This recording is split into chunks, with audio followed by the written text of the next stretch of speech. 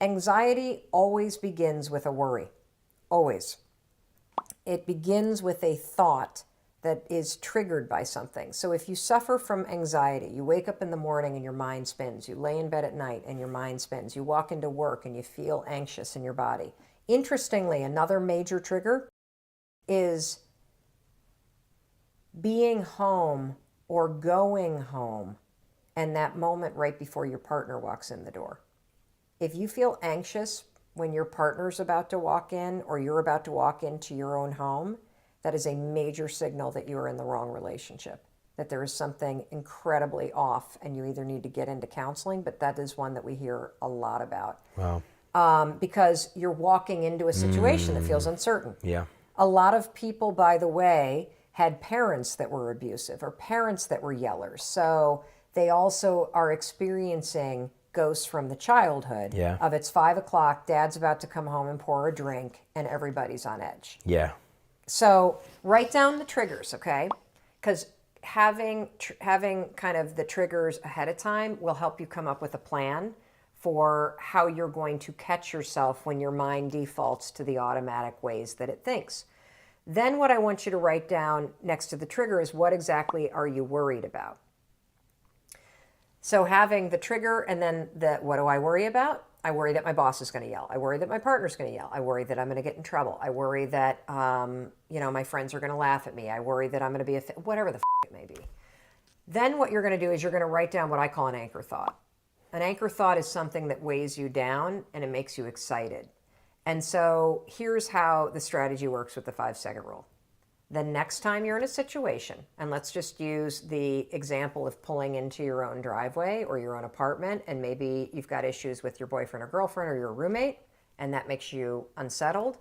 The second you pull in and you feel the trigger, you're going to go 5, 4, 3, 2, 1, because I want to interrupt your mind from going into the I don't like, what if I, and then you're going to drop in the anchor thought of the last time that you and your roommate really got along well, or the last time that you stood up for yourself and it went fine. And or your puppy. Yeah, or a puppy or whatever. And you're going to say, I'm so excited to deal with this. Yeah. And then you're going to get out of your car, even though your body is going to feel a little unsettled and your mind's going to race. Go 5, 4, 3, 2, 1. If you start to be like, but what? And then walk in the door. And what I'm teaching you to do is to not let your mind hijack you. Right. And it's very important because there's a very tight nexus between your habit of worrying and spiraling your thoughts and the way your body starts to amp up. And so we want to settle your mind so we don't agitate your body. You got it? Yeah. And so if you start to practice that over and over and over and over and over and over and over again, and for you 18-year-olds that are watching this, use this with the nerves that you have about what you're going to do with your life. Use this when you catch yourself worrying about college applications, because worrying about the applications won't get them done. Worrying about what your friends are doing won't make it happen. Worrying about what you're going to be doing when you're 25 or how you're going to make money, it's not going to help you make money right now. It's only going to make you miserable. Right. So 5, 4, 3, 2, 1, cut off that habit. Yeah. That'll stabilize your body, and then go to a vision of you at the age of 25, driving a car that you think is cool and hanging out with a friend that's cool and saying to yourself, I'm so excited because I know I'm going to figure it out. Because you don't need to worry about that right now. Yeah. But it becomes a habit that destroys your year this year. So first of all, I literally have struggled with anxiety my entire life. And anxiety for this conversation, the way I define it is the habit of worrying spiraled out of control. You know, you may say that you are a worrier. That's not true. You have a habit of worrying. A habit is a pattern of behavior or thinking that you repeat without realizing it. So anxiety happens when that pattern of worrying about things spirals out of control, and now it starts to marry and manifest itself with physical sensations too. That's all that it is. I know that I say that's all that it is. Me personally, I struggled with anxiety, I think my entire life. It became quite acute when I was in my late teens and early 20s. I became medicated in the middle of law school. I took Zoloft for 2 decades. When our first daughter was born, who is now 17, the postpartum depression And the cascading panic was so terrible that not only was I medicated and couldn't breastfeed, but I couldn't be left alone with her. Wow. So when I say you can cure yourself of anxiety, I don't say that lightly. 4 years ago, after I had been using the 5-second rule to change my behavior, how I spoke to my husband, how I negotiate in business meetings, how I conduct sales, the kind of parent that I am, my health habits, my eating habits, curbing the drinking, I thought, I wonder if I can use this 5, 4, 3, 2, 1 thing to get control of my thought patterns. Not my behavior patterns, my thought patterns. Yes, you can. Wow. So we're gonna build this conversation because I want to start with something we can all relate to, and that is, how do you stop worrying and how do you stop listening to self-doubt? This is how you're going to do it.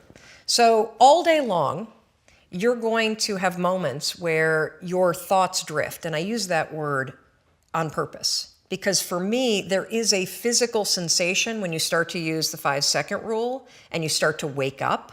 Not only on time in the morning, but you wake up to your life and the opportunities in your life. Your thoughts drift. Like you'll just be hanging out with your friends and then suddenly you're like, I'm not sure that person likes me anymore. I haven't heard from my kids lately. I wonder if they're dead or, as a check, like you just start worrying about stuff. Why? Because it's a habit. Because when you're not paying attention, your brain shifts from you being a decision maker and paying attention to you just kind of spinning things on autopilot. And one of your habits is worrying. The second you wake up and you notice, holy cow, I'm talking some negative garbage to myself right now. 5, 4, 3, 2, 1. You've just shifted the part of the brain that you're using. You've shifted from the basal ganglia, which is where your habit loops are spinning, and you've awakened your prefrontal cortex. You've also interrupted that pattern. Now what you're going to do, because your mind is actually ready to receive a different thought because of the counting, now you can put in an anchor thought. Like if you have a mantra, if you've got a vision about the way that your business is going to turn out in 5 years, if you just have a thought that makes you really happy and proud, insert that. Now, why does this work? It works because of the counting. And I'm not kidding. We know, based on research, that positive thinking alone, not effective. In some instances, trying to force yourself to think positive can actually make the worries worse. Why? Well, the reason why is because it's really hard to just change the channel. What we have to do first is basically interrupt it and turn off the TV and then turn it back on with the prefrontal cortex awakened. So the counting is essential. And so you can start using this today. You catch yourself talking garbage to yourself, because we all know if I were to put a speaker on your head and broadcast, you would be sitting here in the audience, you'd be in an insane asylum because the crap that you say to yourself is insane. And the problem is we listen to it. You'll be in a sales meeting and you'll be undermining yourself. They're not going to buy. Oh my gosh, I'm in trouble. You're not even present. 5, 4, 3, 2, 1. Switch it back. Get back to that vision that you have about toasting your success or this customer being really happy or you being proud of yourself. Whatever that vision may be, you can control your thoughts. And this is not just us talking about it. This is a tool that you can use. So let's take it a step further. So worrying, if you let it go unchecked, what will happen is you will get used to worrying. You will get used to living in a state where you're slightly agitated all the time. Let me talk a little bit about agitation. So what we know based on research is that physically, in your body, so physiologically, being excited is the exact same thing as being afraid. Let me say that again because it is so important. In your body, being excited is the exact same thing as being afraid. Your body doesn't know the damn difference. Your heart races, your armpits sweat, you're like, you may get tight in your throat. Your cheeks may get pink like mine do when I get excited. The only difference between excitement and fear is what your brain says. And the problem is if you have a habit of worrying, guess what you're going to tell yourself is going on? That you're like freaking out. That you're not excited, that something must be wrong. Oh gosh, why would you say something's wrong? Because you got a habit of saying that all the time. Even as I became a speaker for a living, or I'd be on CNN, When I first started doing it, I would be freaking out backstage. But even though, like, just last week, standing backstage, about to go on, 8,000 people, heart races, armpit sweat, my hands get clammy. I'm not nervous though, not at all. I'm excited. And so I developed this technique, and research out of Harvard, not based on my technique, but something very similar, proves that if you basically, right before you're about to do something, take a test, run a race, public speaking, a business negotiation, ask somebody to marry you, whatever it may be that gets your heart racing, just do this. Go, I'm excited. I'm excited to give that speech. I'm excited to ask him or her. I'm excited to do this race. I'm excited. Because what happens is you give your brain context, so your brain doesn't escalate the stuff going on in your body. Your brain's not worried. Make sense? Yeah. So you can combine this with the 5-second rule.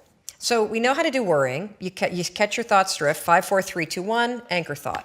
If you start to feel your heart racing, 5, 4, 3, 2, 1, to awaken the prefrontal cortex, and then start going, I'm really excited to do this. I'm really excited to do this. Another technique that you can use is ask, I think they call it interrogatory questions, where instead of giving yourself a pep talk, say, well, why am I ready to do this? Why am I ready? Because that'll force you to answer the question, which then convinces you. So why am I ready to close this sale? Why am I ready to give this speech? Why am I ready? So those are two strategies that you can use backed by science that are proven to actually make your performance be much better. Now let's take it a step further to anxiety. So anxiety is what happens when the habit of worrying spins out of control, your body gets really agitated, and then you allow your mind to escalate it into a full-blown panic attack. So for those of you that have not had the pleasure of having a panic attack, let me explain what it's like.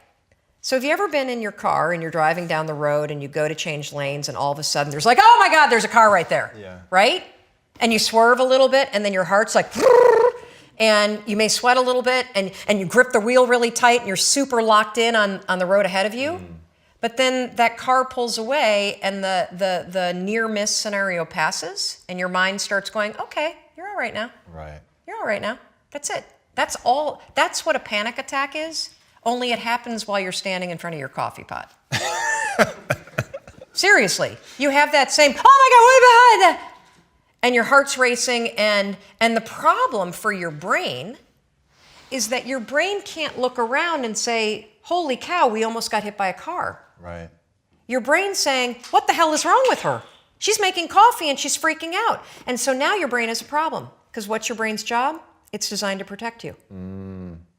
So your brain will now do whatever it can to magnify the problem. Remember we talked about the spotlight effect? It'll start telling you all kinds of crazy stuff because it can't figure out contextually what the hell's going on. She's just making coffee, now her heart is racing and she's breathing really. Holy cow, maybe she is having a heart attack.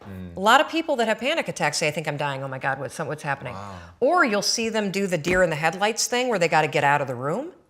That is the spotlight effect in your brain, now taking control and magnifying everything to get you out of whatever it was. So here's how you use the 5-second rule. You use it to stabilize your thoughts before the panic escalates. And then what happens is it drifts into worry and then it disappears. Right. So the second you feel worry, you catch it, you train yourself to do that. If you start feeling yourself getting, your heart racing, you can 5, 4, 3, 2, 1 and use the I'm excited, I'm excited.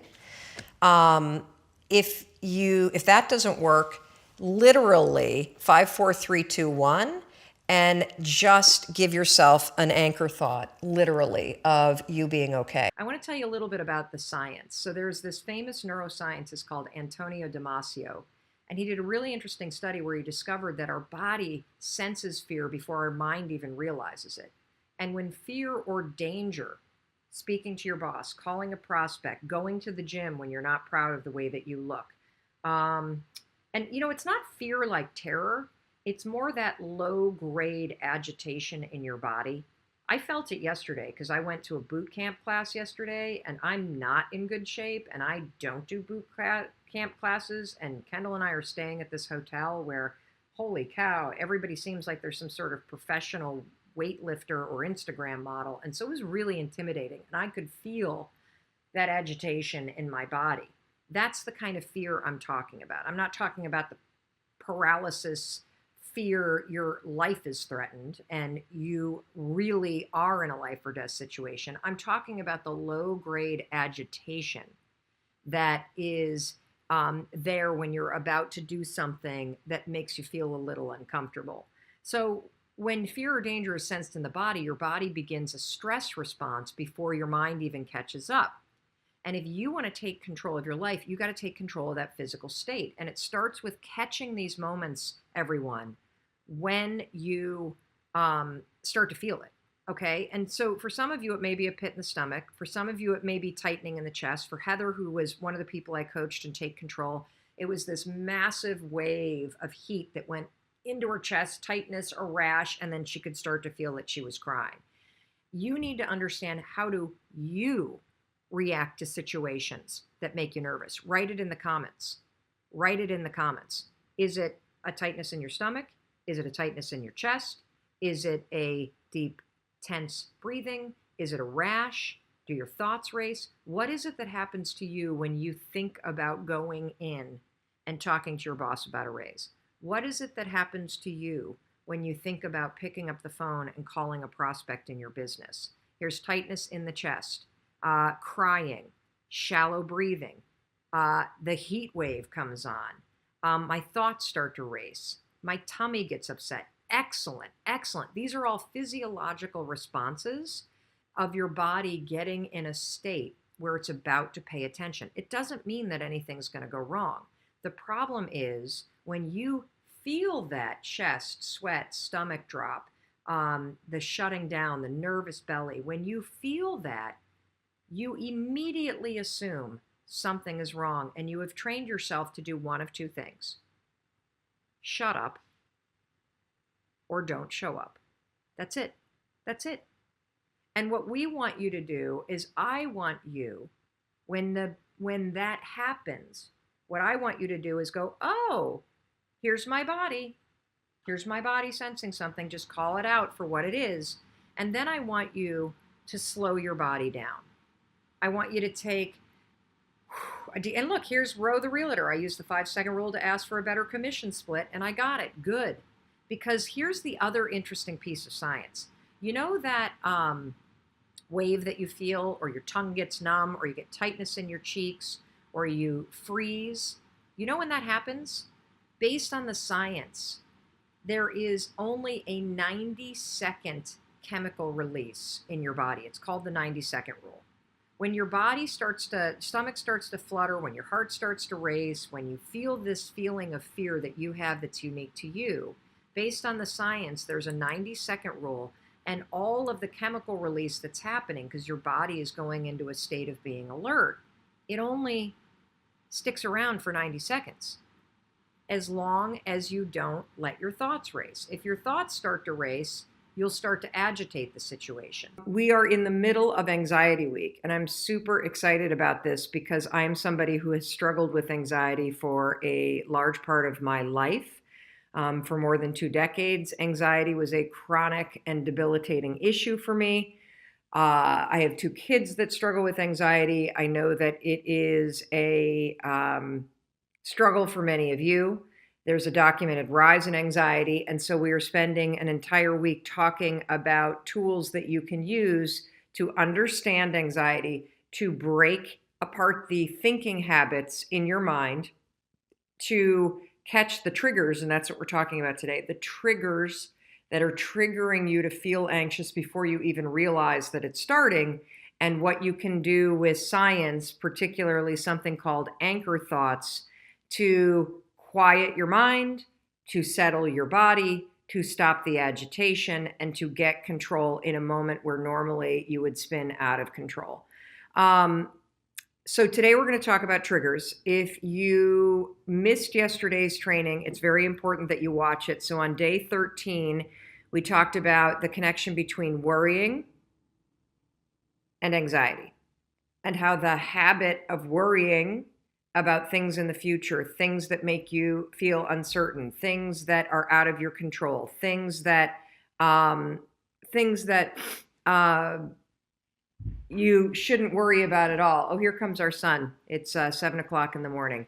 Sweetheart, I will be done with this training in about 15 minutes, okay? He doesn't look worried at all today. So interesting, that's a trigger for me.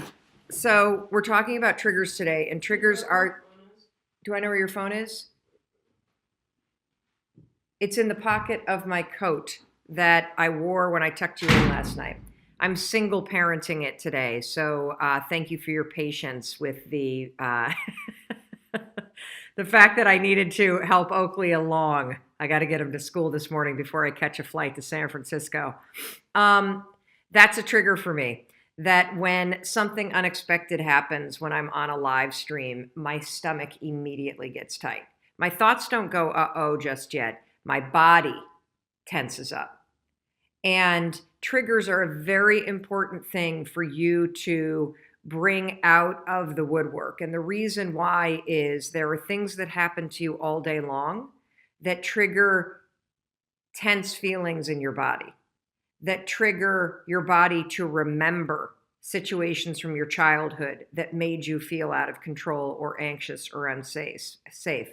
It's things that happen that trigger you to start bracing yourself.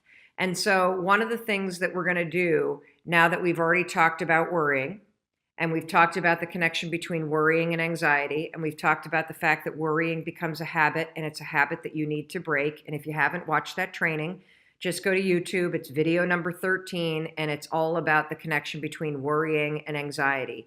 Today, we're going to go a little deeper. So yesterday, I asked you to go through your day and start to notice the things that you worry about. And many of you wrote to us and said that the list was long, and even seeing the list was overwhelming. That's totally okay. We got to get this stuff out of the dark in order to help you fix it and solve the habit of worrying and teach yourself how to be a much more deliberate thinker. Today, let's go a little bit deeper because we did get a question. Danielle, could you put the questions in the text chain, because I could not pull up the email this morning that had the production sheet. We got an email, a comment that was all about worrying yesterday, and I'm not going to remember it directly, but I can paraphrase it. Oh, here it is. Mary Carmen Gamero. That's Mary Carmen Gamero. I'm sorry, I'm so all over the place this morning. Thank you for your patience. It's a crazy morning before I have to get on a plane to San Francisco, and I'm doing this alone, and I'm a little overwhelmed because the kids are starting to get up. But I'm not going to worry about that. I'm just going to keep on going. Yes, here it is. Thank you. Martha Lester Smith. This all makes so much sense to me, but I'm struggling with catching myself in the moment and redirecting. I can often look back and see where and when my mind went to the negative, to the worry, but I don't catch myself in the moment. Any suggestions?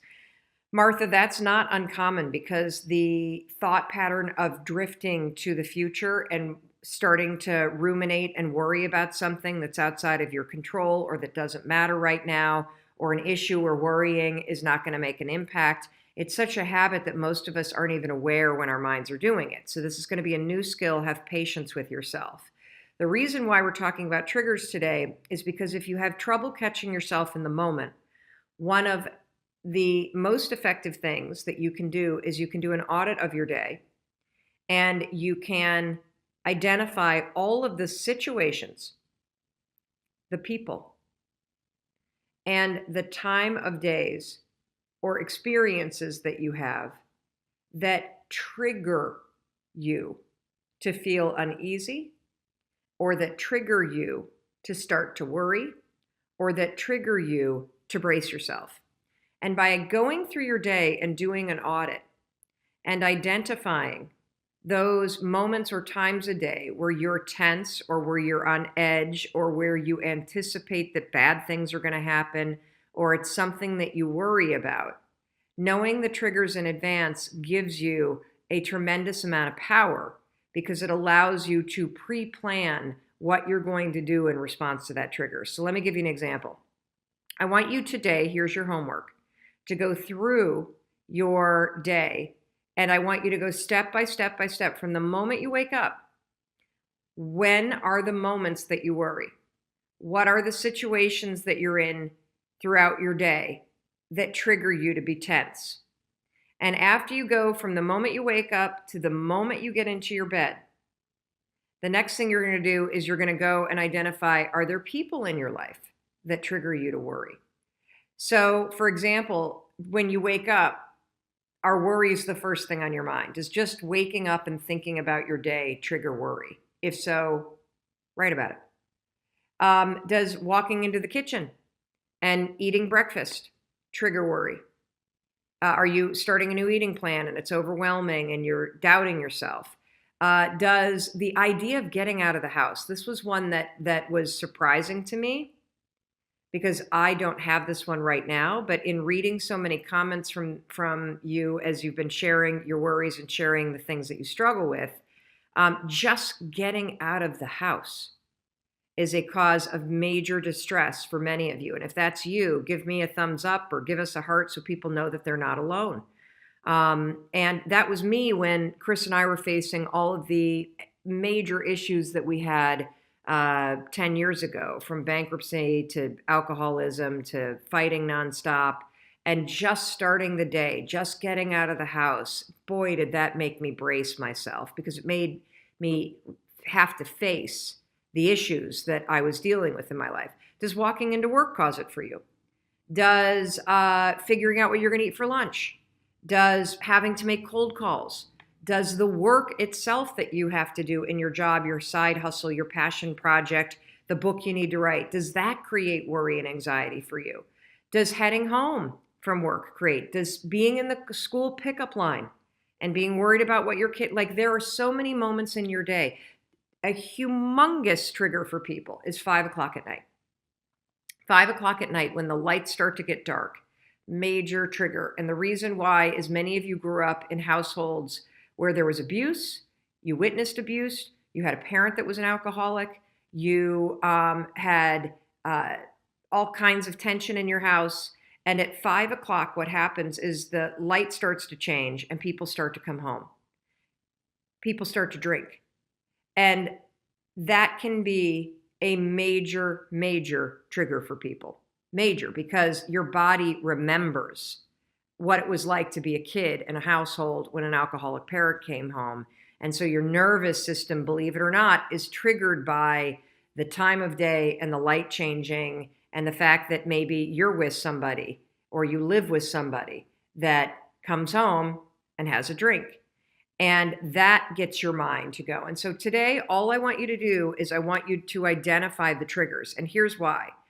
When we pull the triggers out of the dark, we can teach you how to put a plan in place to respond to them so that you're not triggered and going into autopilot and starting to worry and feel anxious and having no control or idea why. Okay? And we got to break these all apart. I'm going to be talking to you about the connection between worrying and anxiety, and how it is critical if you want to quiet your anxiety, if you want to stop worrying, if you want to get control over what you're thinking about.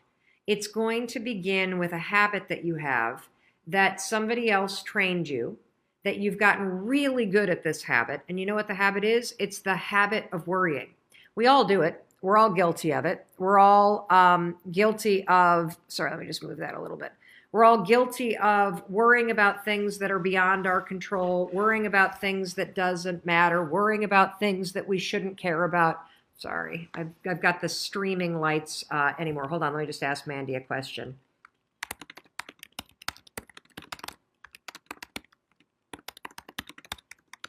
Worrying about all kinds of things that you shouldn't worry about.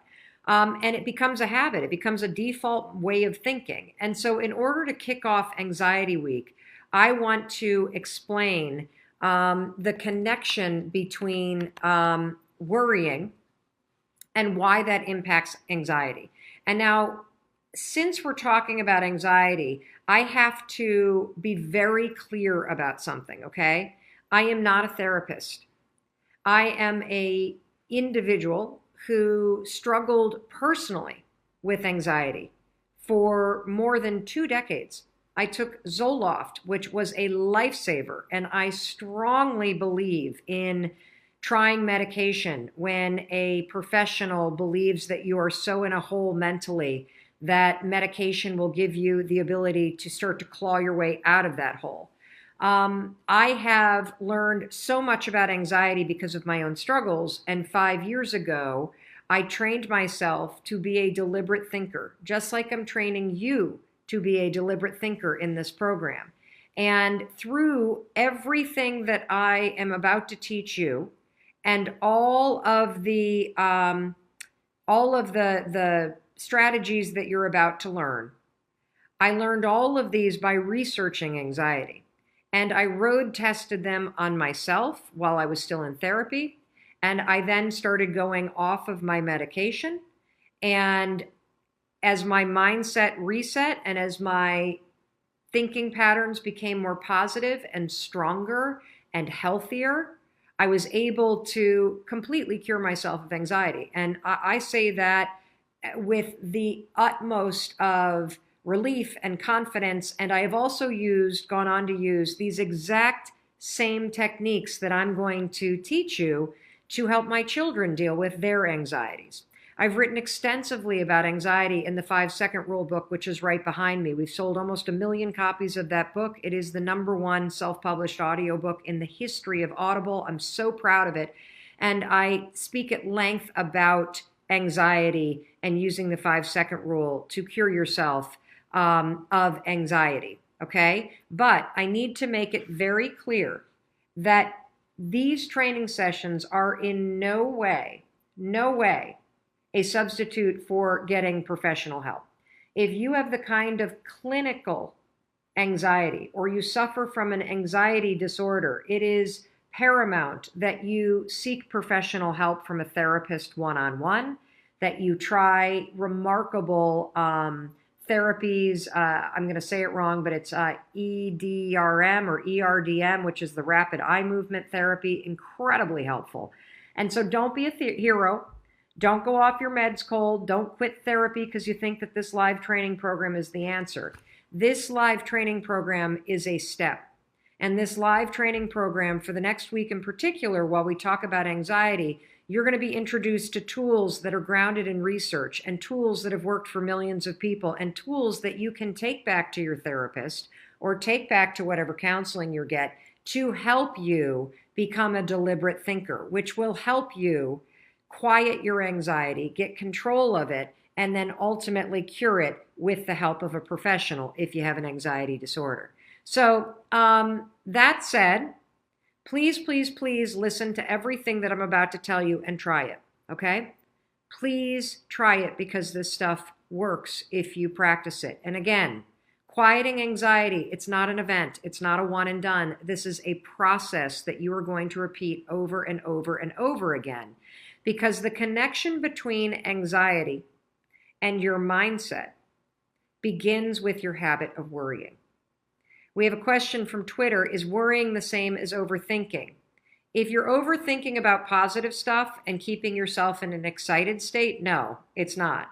If you're overthinking and the overthinking is you spinning scenarios in your mind that are negative, yes. Overthinking is another word when it's negative for worrying on overdrive. It means that you worry in loops and you keep repeating the worry over and over and over as if you were washing the same load of laundry over and over and over again.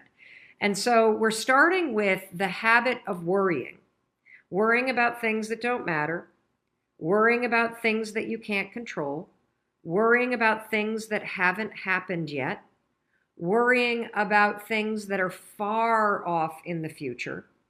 When you start to train yourself to think about things that are not in your control, or think about things that are statistically likely never to happen, that is when you can get into trouble. And that's why we're going to start with worrying.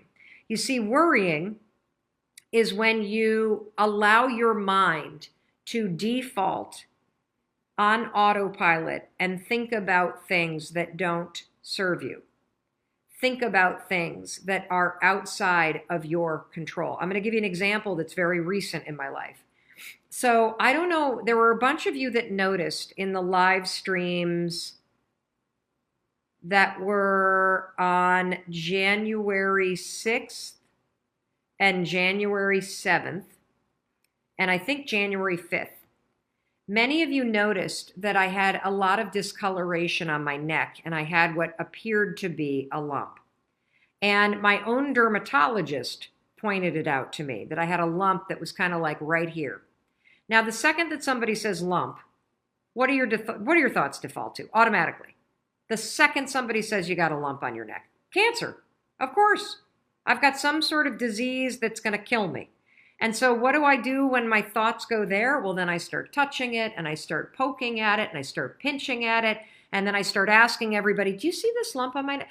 And asking people if they see a lump, that's a proactive action. That's a good idea. But the bad thing to do is to let your thoughts then default to thinking that you have cancer, to thinking that there's something wrong, to thinking that you're going to die, to thinking that this is going to be a major problem, to thinking that there's an emergency right now. And the problem with allowing your thoughts to go that way is because when you start to think about things, first of all, it's outside of my control if this is cancer or not.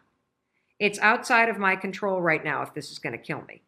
It's outside of my control right now whether or not a week from now when I go see my doctor, they're going to diagnose what is in my neck. Full disclosure, I saw my doctor. There's nothing wrong with me, okay? So if you allow your thoughts to constantly drift to the worst case scenario, what's going to happen as your thoughts spiral is your body is going to pick up on the fact that your thoughts are negative. Your body's going to pick up on the fact that your brain is worried. And what's going to happen if you allow your thoughts to spiral the way that mine started to about this silly little lump on my neck is that you will start to trigger agitation in your body. So when you start thinking negative things up here, you're going to start feeling negative things in here. You might feel a pit in your stomach. You might actually start to sweat. Your heart might start to race. Your throat might get tight. Your hands might get clammy.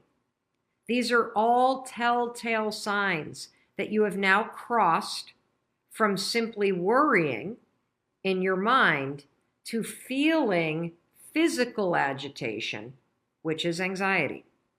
So that's the relationship between worrying about something, which is thinking negative thoughts about things that are outside your control, and anxiety, which is when those worries become physical agitation in your body caused by your thoughts.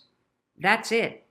And so it's critical for you, if you have anxiety, if your kids have anxiety, if you're a chronic worrier, if you lay awake at night thinking about all these things that you need to do, we're going to go through all of this and all kinds of things that you can do to start to address this. It is critical that you understand that there is a connection between the day-to-day anxiety that many of you feel. We're not talking about anxiety disorders here. We're talking about the day-to-day anxiety that you feel that is triggered by the worries in your own head, that is triggered by the overwhelm that you feel in your life. This is anxiety that you can quiet. This is anxiety that you can get control of, because this form of anxiety is all triggered by your habit of worrying about things beyond your control. Worrying about whether or not your boss is going to snap at you. Worrying about whether or not your spouse is going to be in a bad mood when you walk in. Worrying about things that you can't necessarily control. And so here's the thing that you want to do. When you have a worry, for example, being worried about a lump in your neck is a good thing, because it'll get you to take action. So the second that I confirmed and I looked at the screenshots that many of you sent me and I checked it out in the mirror, that I had a little something right here, I made an appointment with my doctor. And then you know what I did for the rest of the week? I practiced the tools that we've already covered in videos 1 through 11. I practiced the tools of autopilot versus deliberate thinking. You see, you worry when you're on autopilot. When you direct your thoughts and you're deliberate, you're now in control of what you're doing. And if you don't know what I'm talking about, go to Mindset Reset, the playlist on YouTube, on our YouTube channel. And on video number 2 is all about autopilot versus deliberate thinking. So I would catch myself when I'd start to think about the lump. And I would go, nope, I'm not going to worry about that because I can't control it. I'll find out on my doctor's appointment if there's anything that I need to be concerned about. Until then, I'm going to not think about that. I'm going to think about this. And so day 4, when we talked about thinking this and not that, so this is video number 4, I used those tools all this week, everybody, in order to make sure that I didn't allow my habit of worrying about some lump on my neck turn into anxiety that I started to feel in my body. Does this make sense? Give me a thumbs up if this is making sense. And by directing my thoughts, so whenever I'd start to think, oh, there's that lump, and I'd start to touch it again, which of course makes it bigger, I would go, wait a minute, hold on. Nope, I'm not going to think about this. I'm not going to worry about this. I'm going to be deliberate, and I'm going to think that I'm okay. And I started to train myself to go, I'm not going to worry about it until I have something to worry about. I'm going to make a doctor's appointment, and I will worry about it when there's something to worry about it. But for now, I'm just going to assume that it's totally fine, that there's nothing there, that maybe it's an insect bite or something like that that's gotten inflamed, and that's that. And you know what? It works. It works. And let's say that when I went to my doctor's appointment on Thursday, I got a bad diagnosis. Well, guess what? Then there are decisions to make. Then there are things to be concerned about. I still am going to have to manage my worries because if I start to allow myself to get anxious about a negative situation, I'm going to make it worse for myself, okay? Your anxiety and your worrying doesn't change the things you need to do to address any problem in your life or potential problem. But worrying and causing yourself anxiety will make the potential problem worse because you are going to make yourself feel worse. So it all begins with you and being deliberate about what you will allow yourself to think about and what you will not allow yourself to think about. Today's coffee talk is all about feeling the fear and doing it anyway. And I'm sure you've heard that statement, right? Feel the fear. And the thing that I want to talk to you about today is that there is not only a lot of inspiration behind that statement, feel the fear, but there's also a lot of science behind it. And that's what we're going to talk about today. That if you want to get through and break through your fears that are holding you back, you're going to need to learn to feel the fear and do it anyway. Yesterday, I also want to just say that we talked about, oh no, it wasn't yesterday. Was it yesterday? Did we go live yesterday? I'm having a hard time remembering what's going on in my life because I've been on the road since Sunday. I'm now in Miami. Yesterday, we talked about living your passion, and a lot of you were confused about where to turn in your life if you don't know how to live with more passion. A lot of you keep saying you want to find your passion, and so I want to remind you about the fact that if you missed yesterday's training, it's a really important one about the definition of passion, because passion is something that's in you. It's something that you unlock. It's something that you release. It is not something that you go and find outside of you. It's something you tap into inside of you. If you missed that training, make sure you go to Facebook or go to YouTube and you can watch that training in full. It's a super, super, super important one. But today we're going to be talking about feel the fear, because what you're going to learn today is that we tend to think about fear as something that's up here, that the fears are all in our heads. Well, the truth is your body feels fear and remembers fear and senses fear way before your mind does. And the reason why I want to talk to you about this is because, as many of you know, we have a brand new audiobook that just launched with Audible Originals. So Audible Originals is an imprint inside of Audible. We are a major partner of Audible's, And we just released a brand new audiobook. It's their #1 new release on Audible called Take Control of Your Life: How to Silence Fear and Win the Mental Game. And there were some unbelievable things that I learned and that my team learned and that we're now sharing with you in doing that project. So Take Control of Your Life isn't your typical audiobook. It's not me just reading a book that I wrote. What Take Control of Your Life is Take Control of Your Life is a live coaching and takeaway program that's 10 hours long. And so there are 6 people that you meet when you listen to Take Control of Your Life. And they have fears, just like you have fears that are holding them back, just like you have fears that hold you back, fears that impact your life in a negative way. And we go session by session for 6 sessions. You listen to the coaching session, you hear about somebody else's fear, you hear me coaching this person live, and then I spend like 45 minutes unpacking the entire coaching session for you. And on top of it, you guys, there's a 55-page workbook that our team designed that goes along as a companion to this audiobook. And you don't even need to buy the audiobook to get the workbook or to get the takeaways, because I'm giving you the takeaways for free here on our live stream.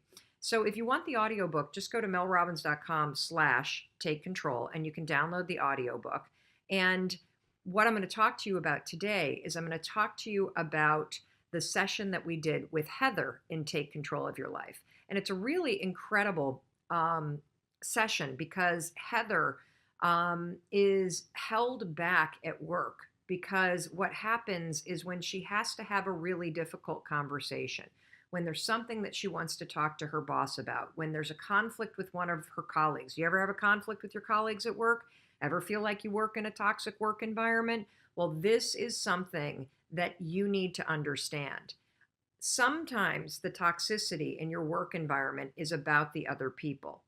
And sometimes the toxicity in your work environment or in your life environment or your friend environment is about stored memories in your body from your childhood. I know it's crazy stuff because the saying, feel the fear and do it anyway, it's true because your body feels situations that set you, that put you in a state of being afraid before your mind catches up and starts thinking about what you're afraid of.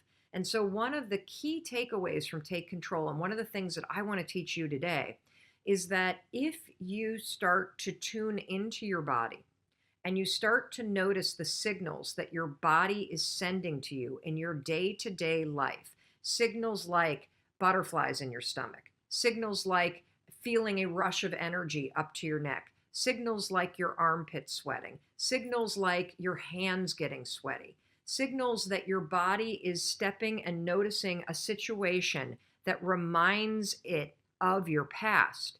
Learning how to read those signals that, oh my God, here goes my body. My body is starting to recognize that this is a situation that puts me on edge. Recognizing those signals first and slowing the body response down before your brain starts to go, oh my God, oh my God, oh my God, oh my God, that is a critical skill in taking control of your life.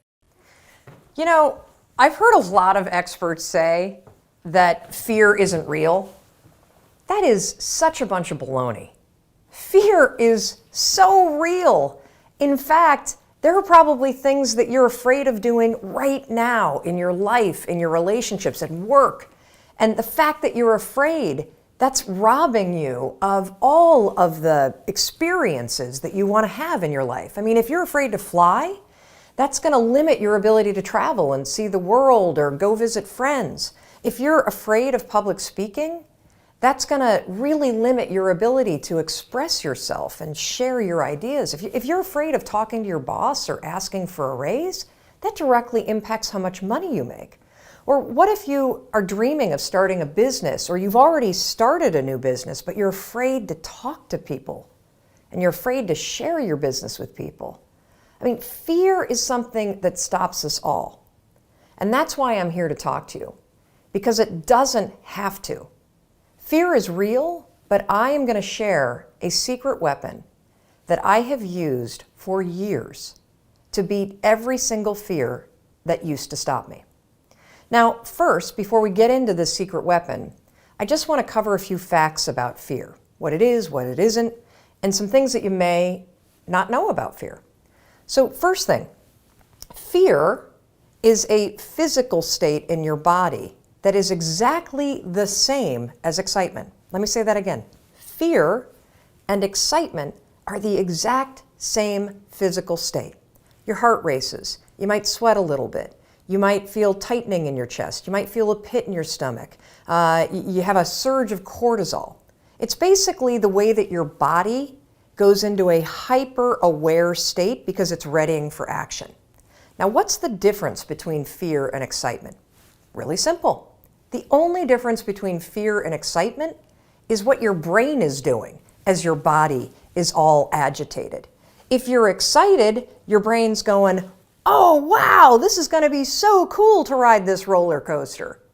If you're afraid, your brain's going, no way, there's no way I'm doing that. This is dangerous. Get out of there. Don't do that. It's saying something different. So what's critical about understanding this is that we're going to use the fact that your mind is either working for you for excitement or against you with fear to your advantage. And I'll tell you about it in just a minute, how you're going to do that. Second thing I want you to understand is that you may have heard the advice, feel the fear and do it anyway. You may have heard the advice, oh, just try to calm down. Think positive thoughts. It doesn't work, does it? And there's a reason why it doesn't work.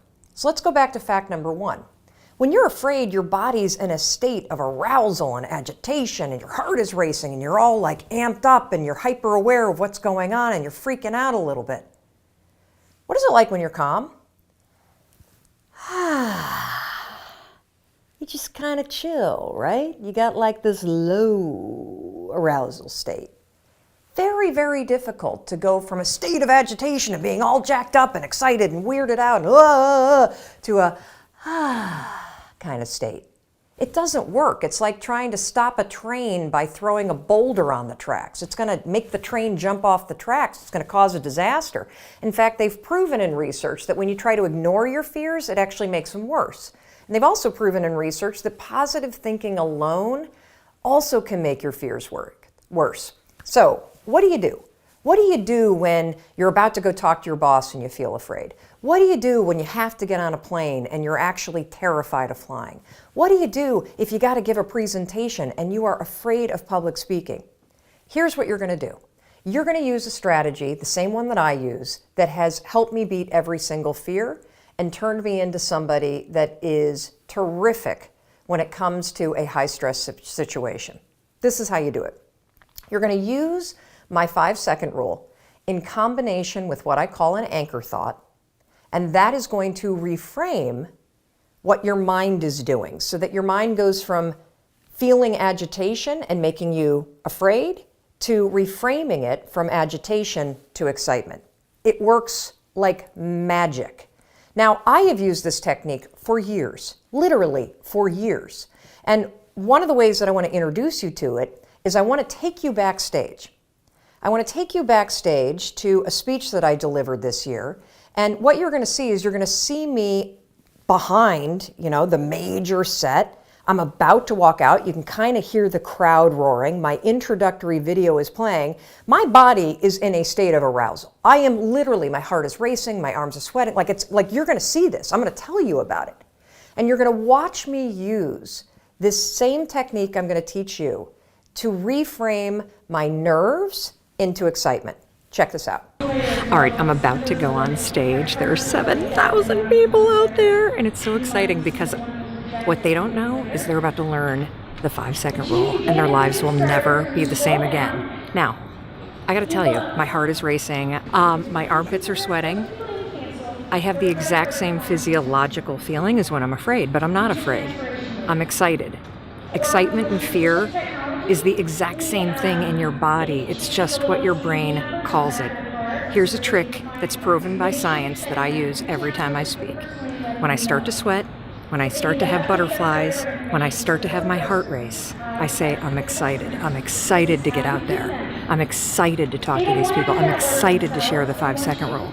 And what that does is it sends a message to my brain that tells my brain, why my body's all agitated and excited. And that way, I don't feel afraid. Remember, excitement and fear, exact same thing in your body.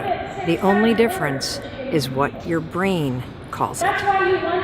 Go get them. Now, I want to give you one more example, just to make sure that you really get how you can use this. So a lot of you have written to me about your fear of flying, and I can really relate to that fear because I used to have the exact same fear. But I use this same strategy to conquer it. Here's how you're going to do it. So first things first, if you've got to do something that really makes you nervous or that you're afraid to do, before you're about to do it, come up with an anchor thought. What's an anchor thought?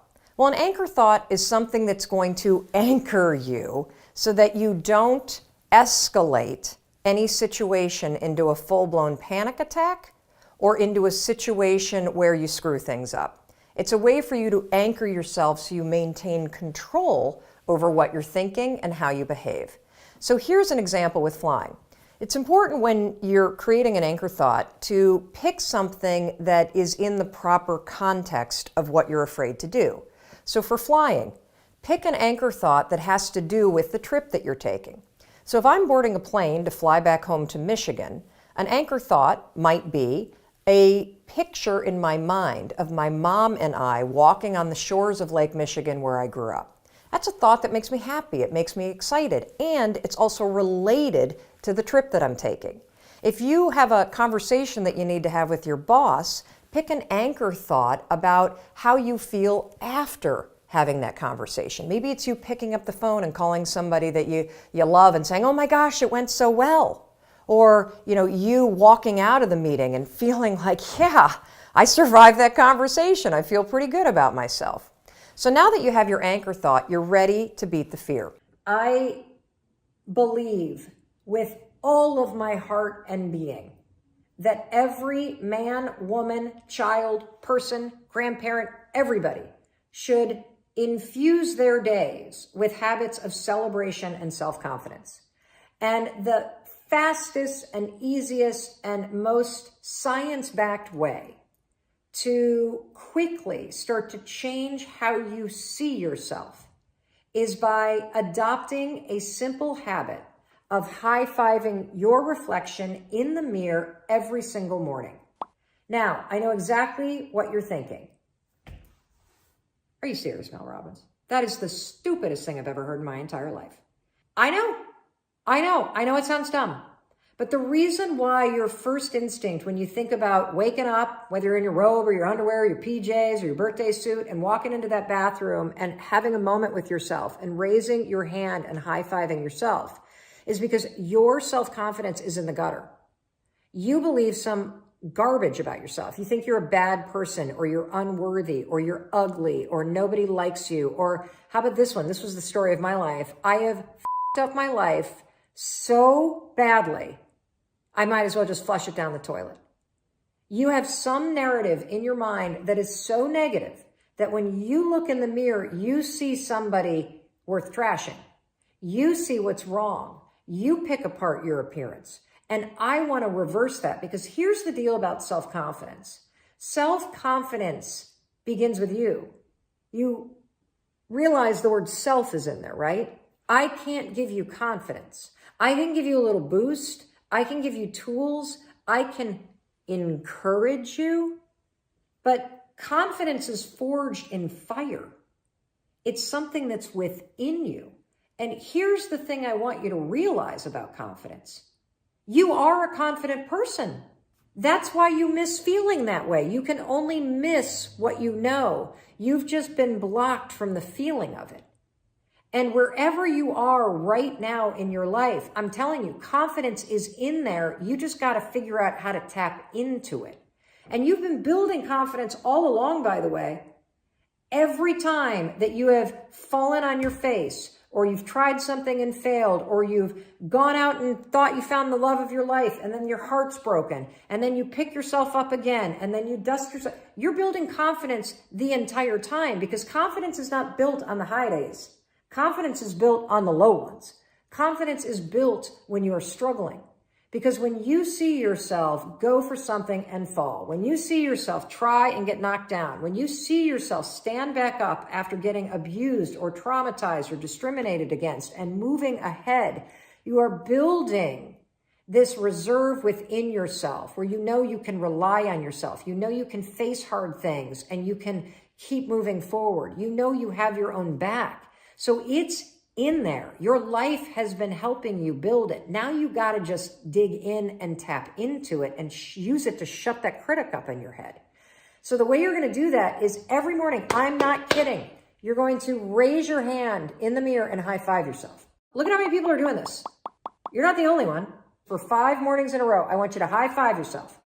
And when you do this, I want you to use the hashtag high five challenge. You know what's happening when you raise your hand up in the mirror? You are taking the lifetime positive association that you have with cheering for other people, believing in other people, celebrating other people, saying, let's go to other people. And you are marrying that positive association with your reflection. It is impossible to raise your hand in the mirror and go, I suck. You can't do it. Because your brain and the subconscious sees this and thinks, let's go, I love you, I believe in you. And when you do this every single morning, something incredible happens. First of all, you're not going to leave your bathroom feeling like you're dragging a boulder. You're going to leave there feeling like the wind's at your back. Secondly, you're going to have spent the morning, the first thing in the morning, by taking a moment and being with yourself. And not seeing your face and picking yourself apart, but actually seeing the person that's underneath the skin, the soul that's behind the face. You are going to shut the critic up. You're going to silence your to-do list. And when you raise your hand like this, it also prompts you to think about the game you're playing. So now you got a moment to be like, oh yeah, yay me. I'm still here. I can make today a good day. In fact, what game do I want to play today? Just for me. So that's the first thing that you're going to do. You're going to high five yourself, take the high five challenge, which is high five yourself 5 days in a row in the mirror, take a photo of it, post it on your story, tag me so I can cheer for you, and start to notice what happens. Something weird happens by day 4 when you get out of bed. You're going to have this weird feeling that you've never had. You're going to feel like you're looking forward to seeing yourself in the mirror because something weird happens when you start to really be present with yourself.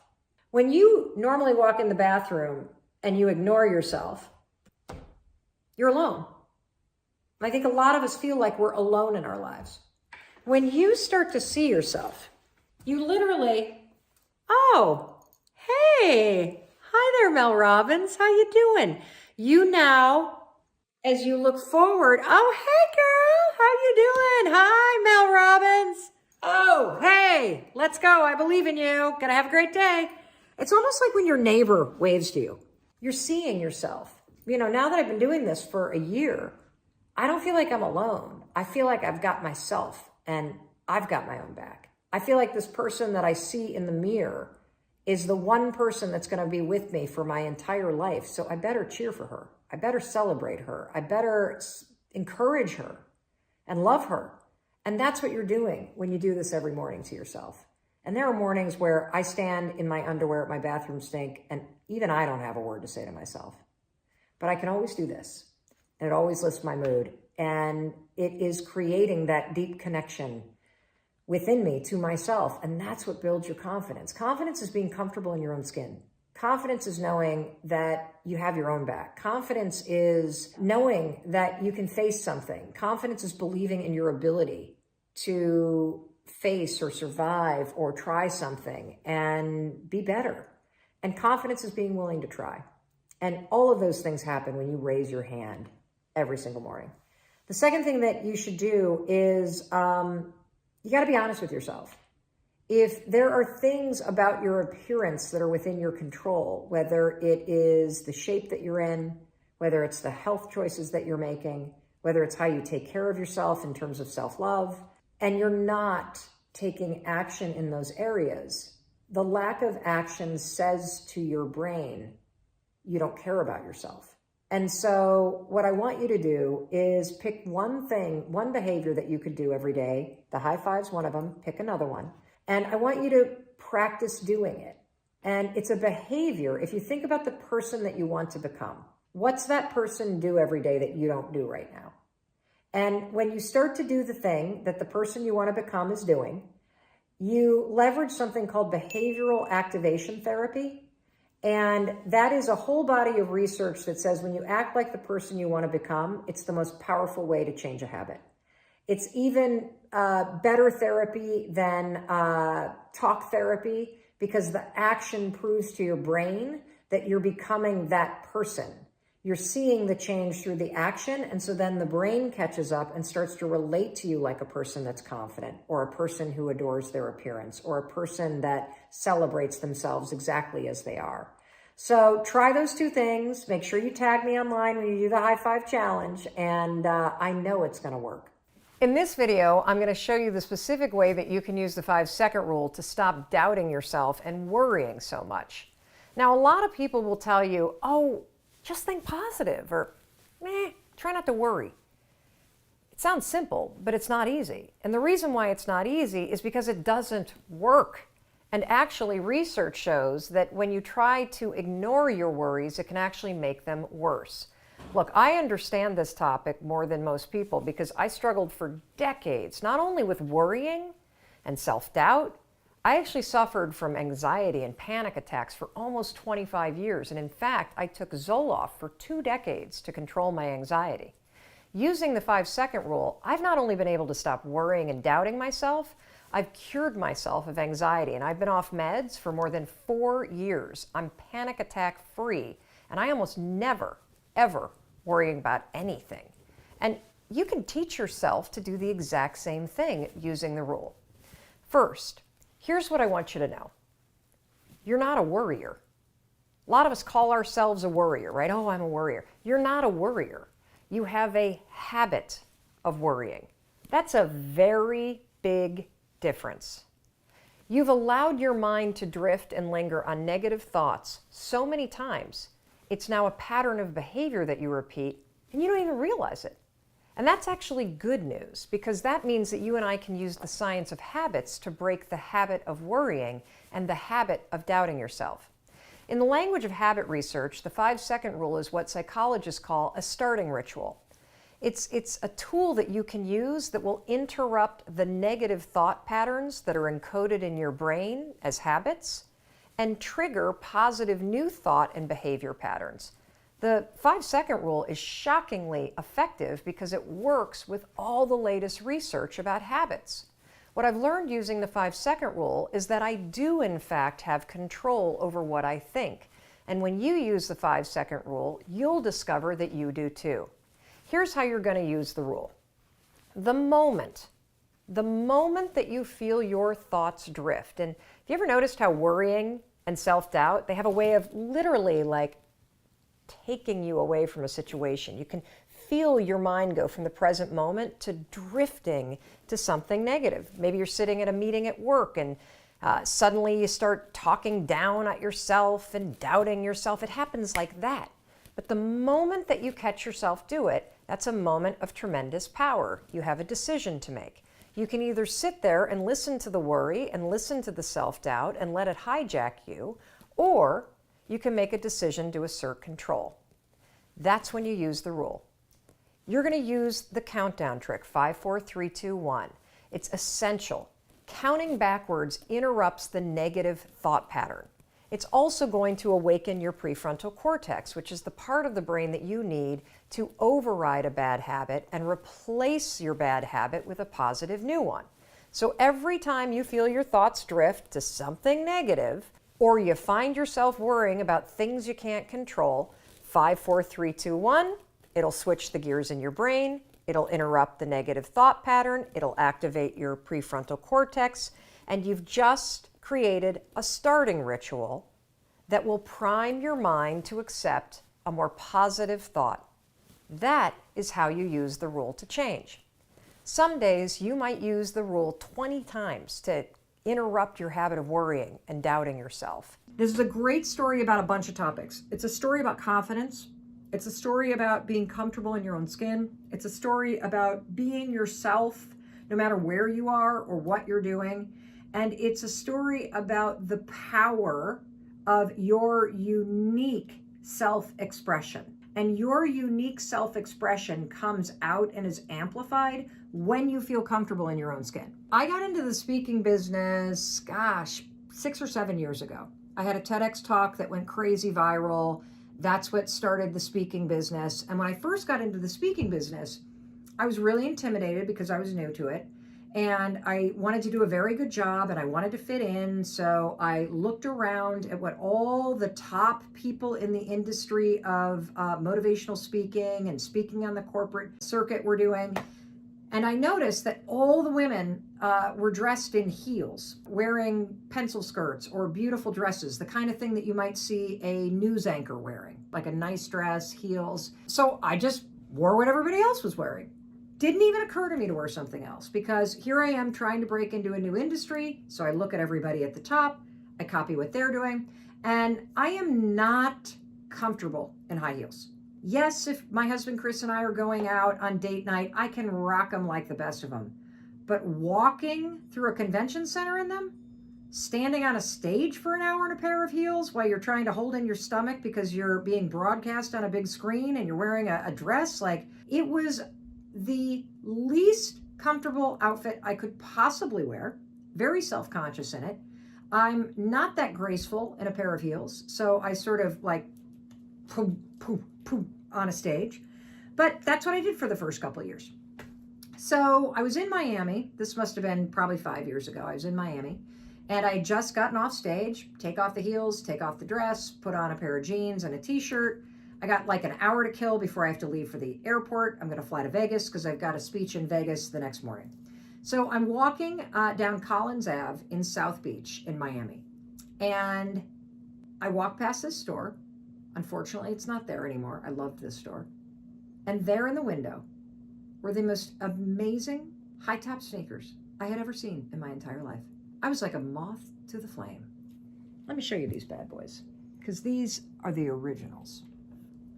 This right here, notice the gold shimmery sparkle and the confident blaze orange. I didn't own anything like this. I'd never seen anything like this. I immediately thought, whoa, this I bet is what like a Justin Bieber kind of wears. I mean, these are insanely cool. I went inside and they were pretty expensive. I'd never spent that kind of money. I wasn't a sneakerhead yet. But I thought, hey, I spend that kind of money on a pair of nice heels, so why not treat myself to a pair of sneakers, okay? So I get back to the hotel, I pack up, I hop the flight, I get to Vegas. Now, I wake up the next morning and I have a tech check, which is where you rehearse the speech and go through like all the technology rehearsals before the event starting. My tech check is at 7:30, the doors to the event open at 8, and I'm on stage at 8:30. And I had a red dress, my heels, or so I thought.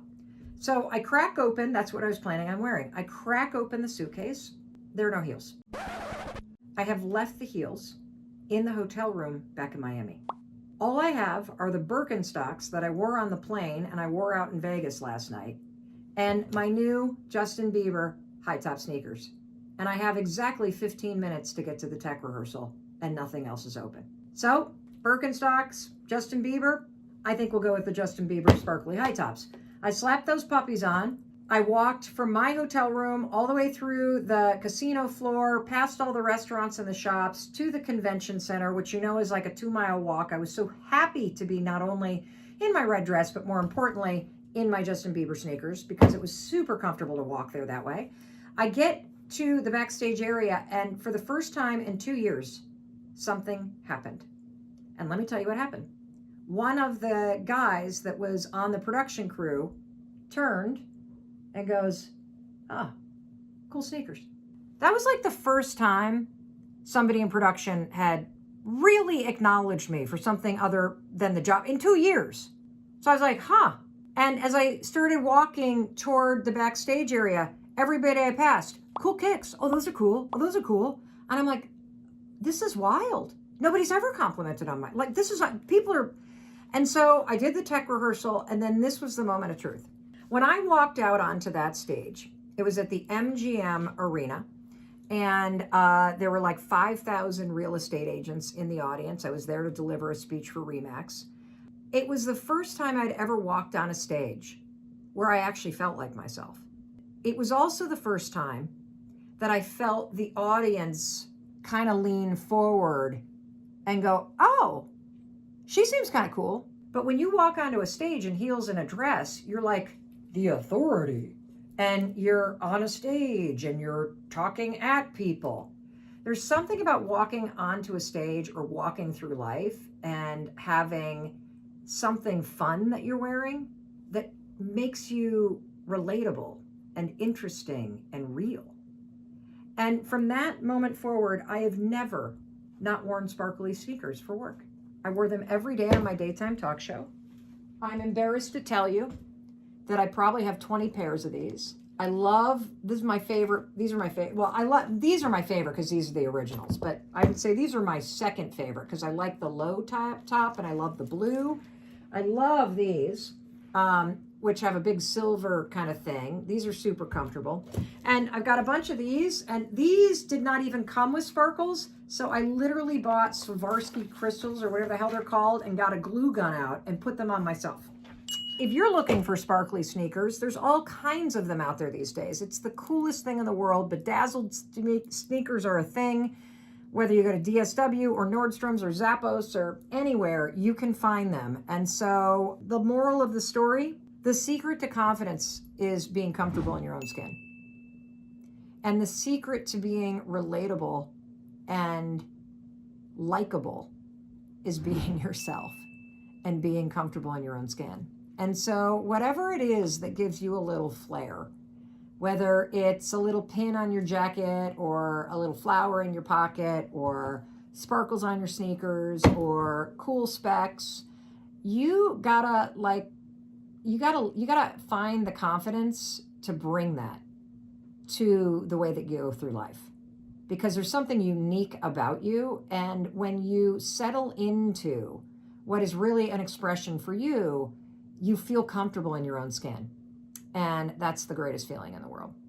What is one thing that you know that you need to do that when you think about doing it, and a lot of times it's a conversation, when you think about doing it, you get a pit in your stomach? I want you to write in the comments, what is that thing that you are afraid to do?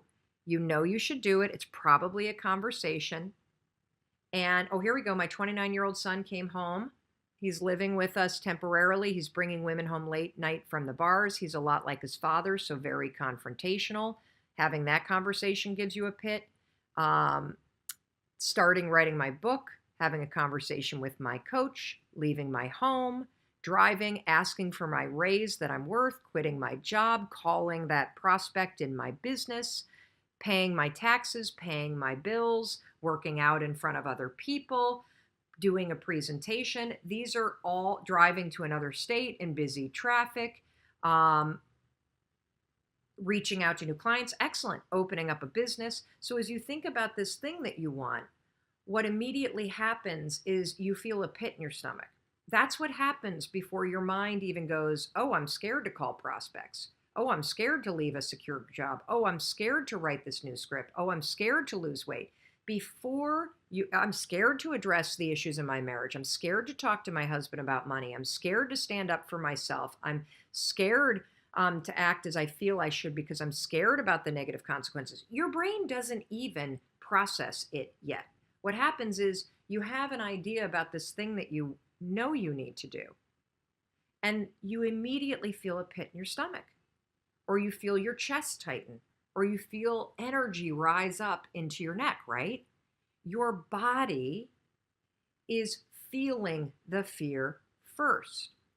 And believe it or not, part of the self-awareness and self-mastery and the ability to move your life forward is not only in 5, 4, 3, 2, 1, finding the instant motivation and courage to push yourself forward, but the true liberation and freedom is going to come when you start to understand the body signals that got programmed a long time ago in your body that are holding you back, and learning how in those moments when you get a pit in your stomach to recognize it and slow the body sensations down and then move forward before your mind starts talking you out of it.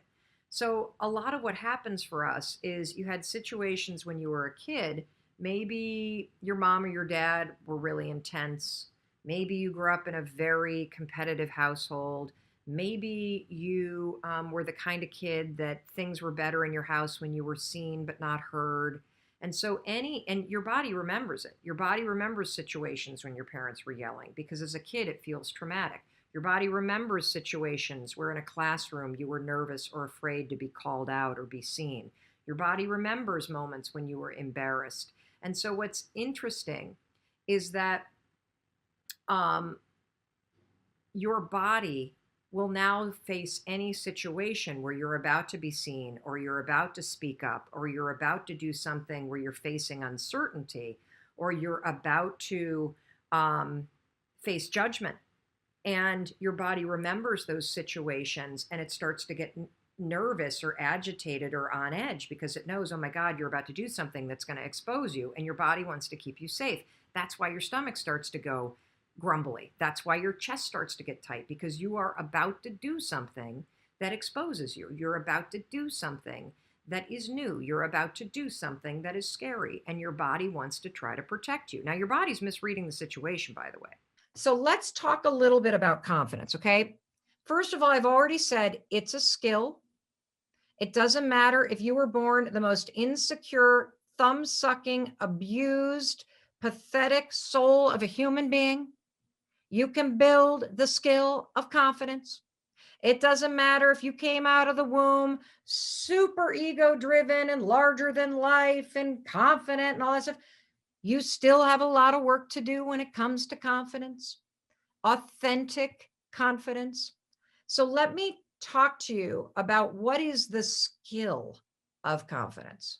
Okay, you ready? My definition of confidence is not belief in self. What you're going to learn about Mel Robbins is that I love evidence-based advice because I'm kind of skeptical. Yeah, I was trained as a lawyer. Life has kicked me around a little bit. I kind of cross my eyes at people that are very kind of motivational. And, I'm like, well, it's easy to do the inspirational stuff, but what's the depth, right? What's the depth? And so when I think about confidence and my definition of confidence, I looked at the research on confidence. Okay. And there's really good news here. The first thing you've already learned, it's a skill. The second thing that you are going to learn that's really good is it's very simple to build the skill of confidence. And you can do it through repetitive actions every day, very simple little things that will slowly build up the reservoir of confidence. And here's the definition I want to give you of confidence. Confidence is the willingness to try. That's it. I'm going to say it again. Confidence is the willingness to try. That's it. That's all that it is. And the reason why I like this definition is because this definition that I have created for confidence, which is the willingness to try, is based in the research around confidence. So if you want to learn more about this, Google confidence competency loop. Okay, I'm going to show it to you. I'm hoping that this is not broadcasting backwards. Okay, this is my fancy little graphic. Okay, this is what we call a confidence competency loop. I did not invent this. This is something that people who research confidence for a living have created. And I've highlighted this because this is where confidence begins. It begins with the willingness to try, because I'm going to show you what ends up happening if you're the kind of person who trains yourself. Notice the words I'm using, trains. We're not going to sit around and wait for motivation. We're not going to wait for courage. We're going to manufacture those things. And this is where the 5-second rule is so transformative. Now, for those of you that don't know it, I'm not going to spend a lot of time explaining it. I'm going to give you the shortcut. It's just a simple brain hack backed by tremendous evidence that I created at the worst moment of my life that turns out to have extraordinary science behind it. All you do is in a moment where you feel doubt, insecurity, fear, anxiety, procrastination, perfectionism, PTSD, OCD, anything that you might possibly have that would rise up to block you, you simply count backwards, 5, 4, 3, 2, 1. Okay. And you got to count backwards, 5, 4, 3, 2, 1. And what that will do is it will shift gears in your mind.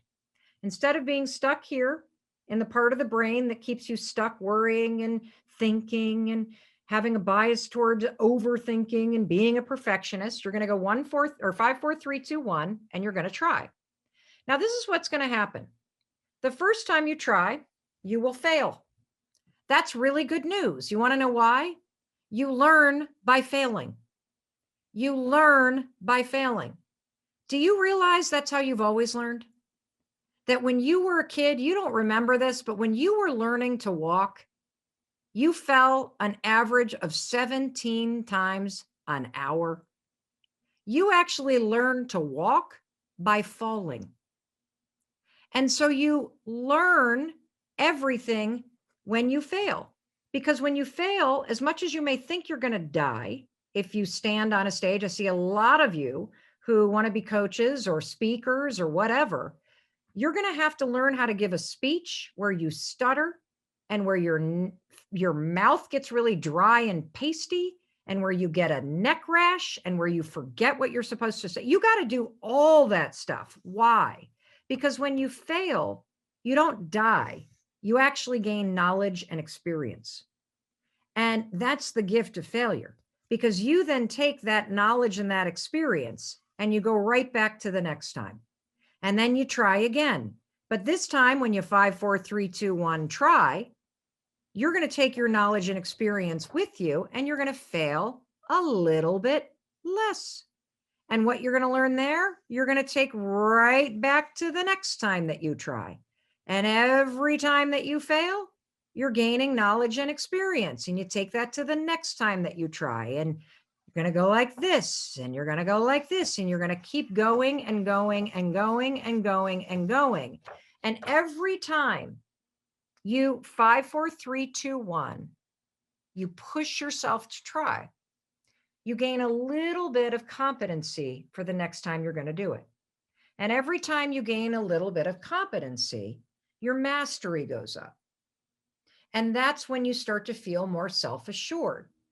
And that muscle, everybody, of trying, that is where you build the skill of confidence, which is the willingness to not be so damn serious and hung up on being perfect and being worried about looking stupid. And instead, you're willing to lean in and try something. And what ends up happening, because so many people have a definition around confidence, it's about belief in self or self-awareness and all this kind of stuff. And that's great, but I don't prefer those definitions, because then you're sitting around waiting to feel ready. You're sitting around, and in those moments where you don't believe in yourself, you feel like you don't have a reservoir of confidence to draw on. And it couldn't be further from the truth.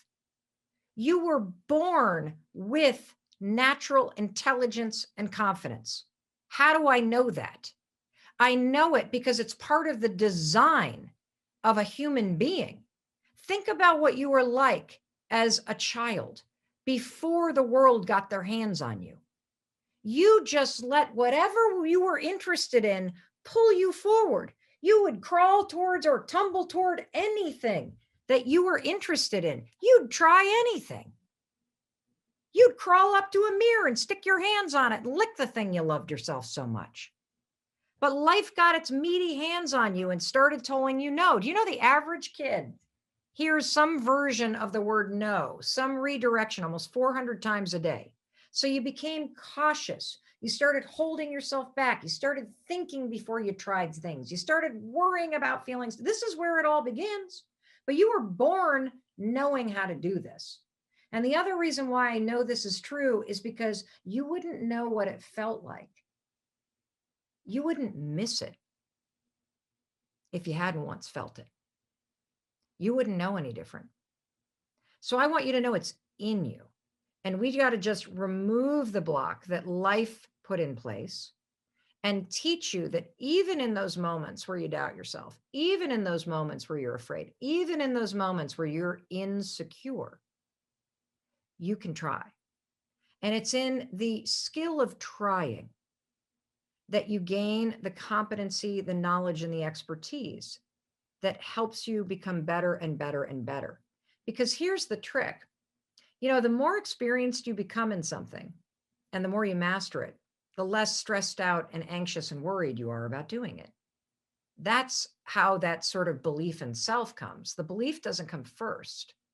It's a byproduct of you pushing yourself to try. So let me unpack some other things that I wanted to talk about quickly before we get into the Q&A. I promised to talk about self-doubt. And I want to talk about the difference between self-doubt, which is one block, and people pleasing. I should probably share with you sort of this whole story about the way that I think about blocks. Okay. So, again, I'm working on this book about this. And the other day, this was this fall, I went out to Los Angeles to move my daughter into her off-campus apartment. And she's got this huge kind of laundry room in the basement. Have you ever been in a laundry room, like in a commercial space where they've got all the lines of dryers? And so I was washing her sheets like, moms and dads do when they move their kids into their off-campus apartments. And it was the final load of the day. I go downstairs to the basement and I open up the dryer and I'm like, that's funny. The sheets aren't dry yet. And so I put in a bunch more quarters. I hit the button. I leave. I go out the door and I hear, and I'm like, that can't be my dryer. What? So I go back and the 30 minutes is still on the dryer. And I'm like, that's weird. So I open it up. They're damp and it smells kind of like hot metal. And I see the filter and I think, oh, I wonder if the filter's jammed. You know how like a dryer doesn't really work when the filter is filled? So I try to open it and this sucker is really jammed. So luckily 2 guys walk in with a basket of laundry and I get one of them to help me. And it's so jammed. He has to put his foot up on the thing and yank it out. And when he yanks it out, literally it was like a lint carnival. I don't think anyone of the kids that live in that building had ever pulled that freaking filter out of that dryer. There was a disgusting stack of lint, like this freaking big, you guys. It was like gray and blue and black and red. And it was like artifacts. It was like an archaeologist of laundry lint. I'm like, it's disgusting. So I pull that thing off and then the janitor walks in and he's like, these damn kids. And this is going to start a fire. And so we clean it off and he puts the filter back in and he turns to me and he says, lint builds up. It's little, but it builds up and it blocks the flow of air. And, it gets so hot in that dryer, the whole place could burn down. I seen it happen. And then he goes, but now that it's clear, the dryer can do what it's designed to do. And it gave me the biggest aha. And this is what I'm writing this book about. There is a filter in your mind called the RAS. It's called the Reticular Activity System.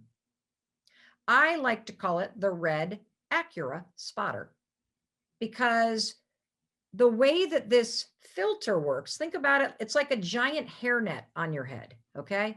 The way that this filter works is that it blocks out things that it thinks is not important to you, and it only lets in 1% of what's going on in the world.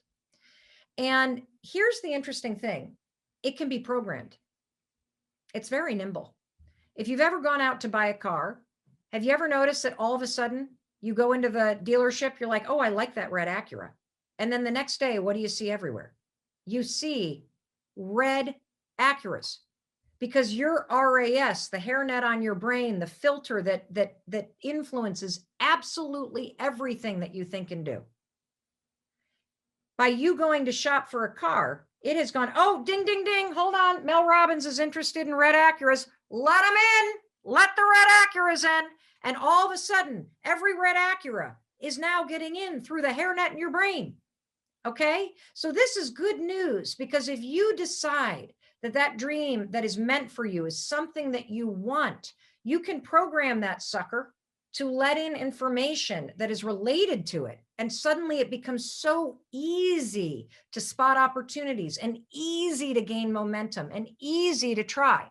Here's the problem. You ready? Your freaking filter is trapped with mental lint. That's right. You want to know what lint stands for? Because I'm a freaking genius. Lint stands for those moments when you lose inspiration due to negative thoughts. Thank you, everybody. I know I'm a genius. You can read all about it this fall. So you've got a filter that could help you make everything happen. But you want to know what? You've got this layer of crap in your brain, just like that dryer vent had a layer of lint in it because nobody had changed the filter. You cannot do a load of laundry, people, without creating lint. And you cannot go through a day in your life without having some sort of negative mental lint build up. You have a lifetime of lint that is clogging the filter in your brain. I know it. I can teach you how to remove it, and it's impacting your willingness to try. And the two forms of lint, there are 5 of them, but I'm going to talk about 2 of them right now. The first one is doubt. And doubt is the kind of moment when you lose inspiration due to the negative thought, it'll never happen for me. You want to know why Mel Robbins has never done a live event? Ever. I've never done any kind of live event on my own. You want to know why? Because I've got negative crap built up from childhood that makes me say, no one will show up. True story. Tell me if you've been to an event in a stadium that I have produced. You haven't, right? Because I too have lint in there. And here's the great thing. Just like that dryer, when you realize you have a filter that needs to be checked and you've got a filter in your mind that needs to be cleaned every day, once you spot the lint, it's easy to go, oh my God, look at that bullshit. Get that out of here. Come on, Mel, please. Once you clear away the doubt, it will never happen for me. You can go, oh, look at that stupid lint. There it is again. It'll never happen for me. I don't think so. Wipe that stuff away. Now you can use the definition of confidence. I'm willing to try. Whether it happens or not is irrelevant. I got to be willing to try. I haven't lost anybody that I love. So I would not say what I'm about to say if somebody that I loved had died in this pandemic. But I have found the great pause that the last 2 months have forced me to take to be the greatest gift that I have received in the last decade. My kids have been home. I have been off the road. I have been forced to slow down. I have been reminded of what actually matters: your health, your family, your friends, what you're doing to take care of your mind and your body and your spirit, and making sure that you do something with the time that you have that you really, really enjoy. And the other thing that it's really made me stop and think about is making sure that I'm having fun, that my whole life isn't just work.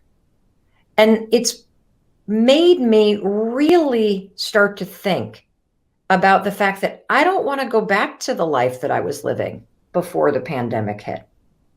How many of you feel that way?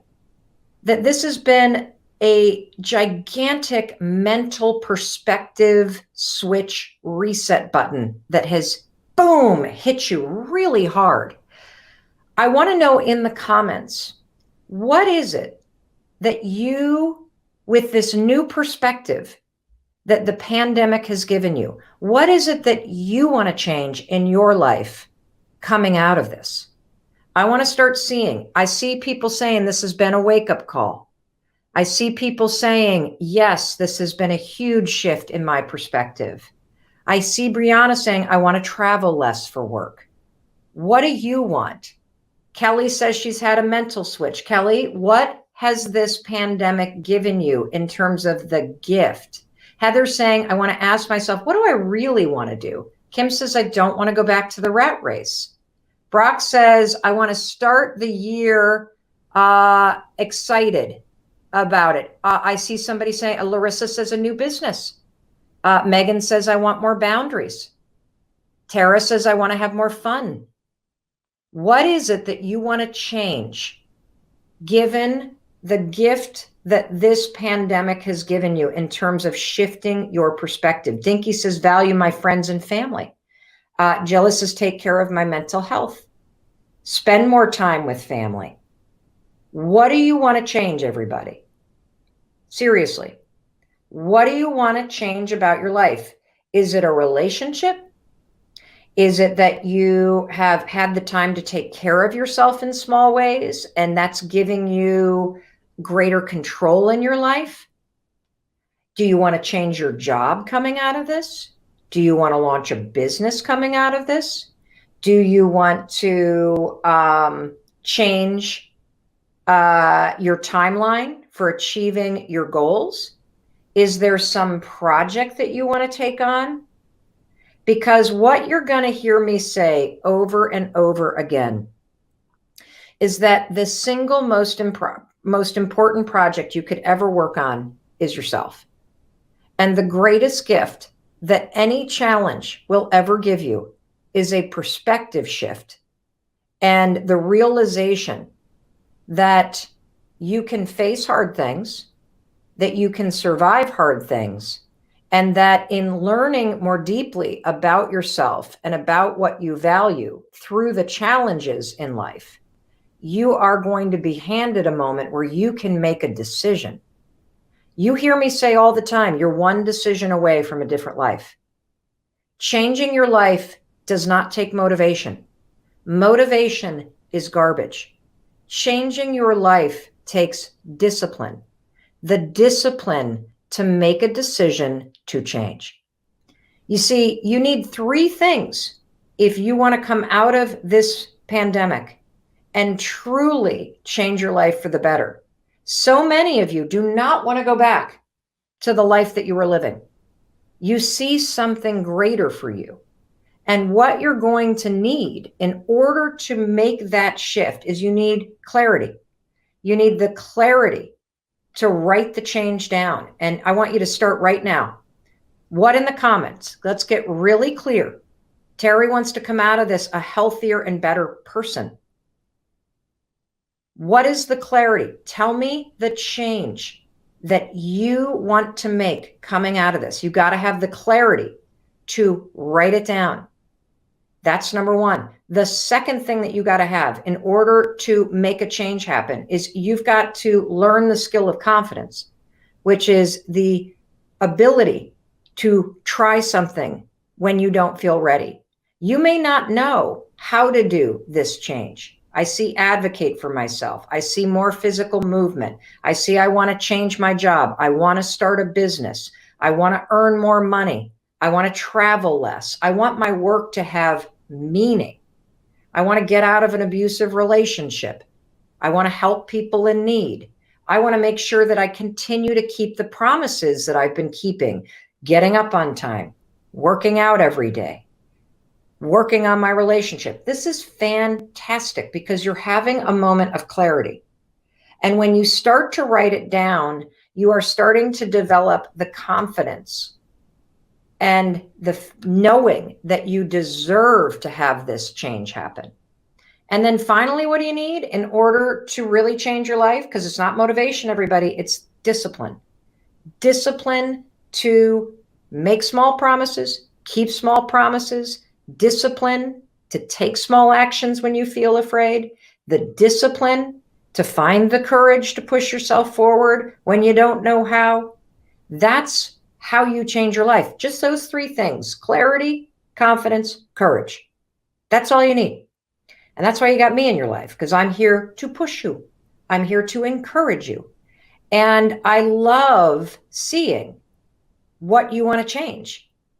That, oh, I see you need help building confidence. No problem. I got you covered.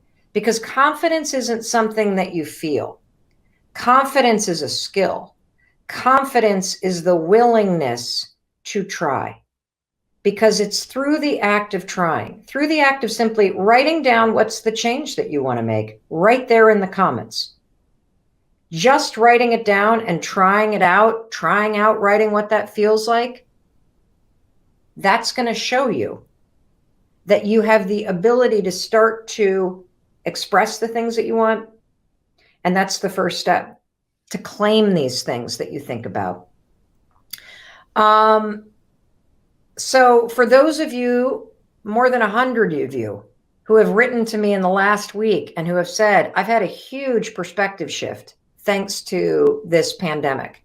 And there are some major changes I want to make in my life. I want to start a women's group. I want to end this relationship that I'm in. I want to stop bashing myself all the time. I want to launch that business I've been talking about. All of the things that you've put on hold.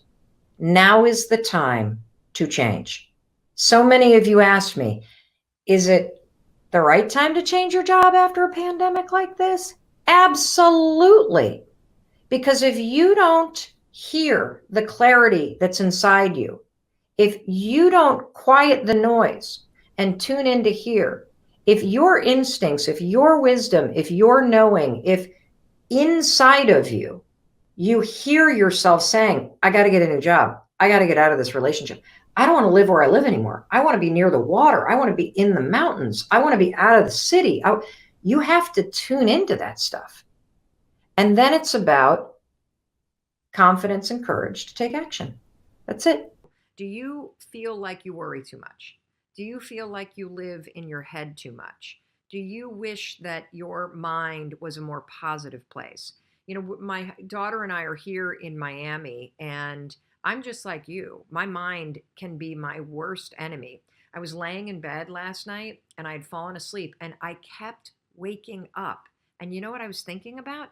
I was waking up because I could hear people in the hallway kind of coming in from a late night of partying. And you know what the first thing that my mind defaulted to? There being a fire in the hotel. And I started having these visions of my daughter and I going down the stairwell and getting trapped. And then I had visions of us being on the balcony on this room and fire kind of engulfing. And what are we doing? Are we tying a rope? I mean, it's just insanity, absolute insanity.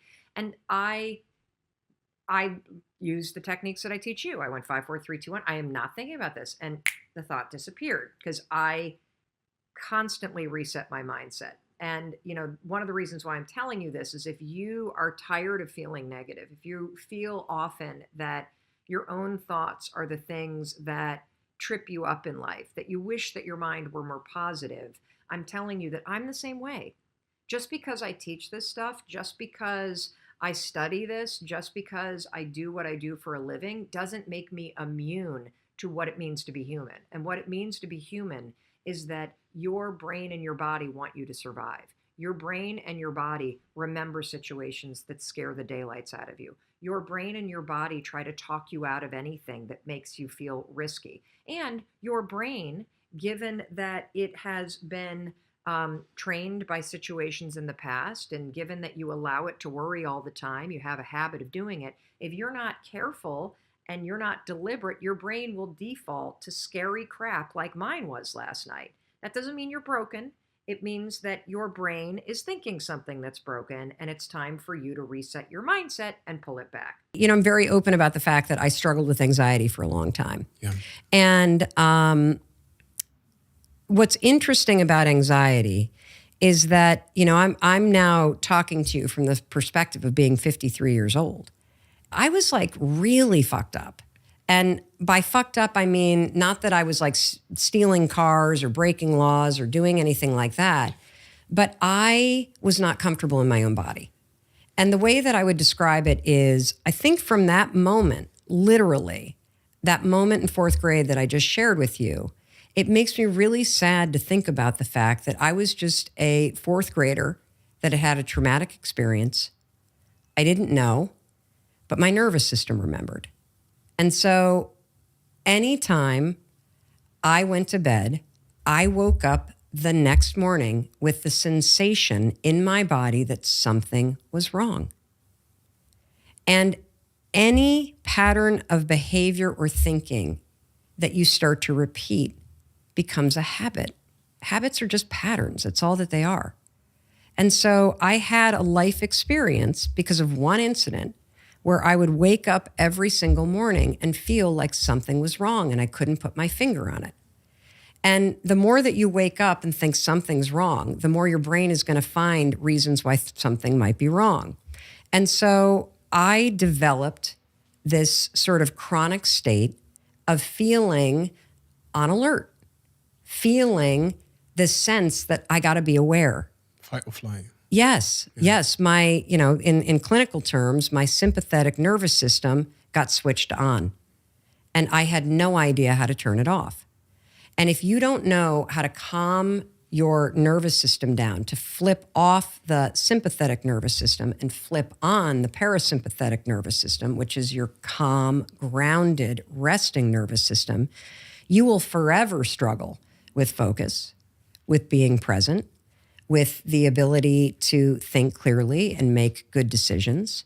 You will constantly talk about the fact that you feel anxious, and that comes from your nervous system always being on edge and being in fight or flight.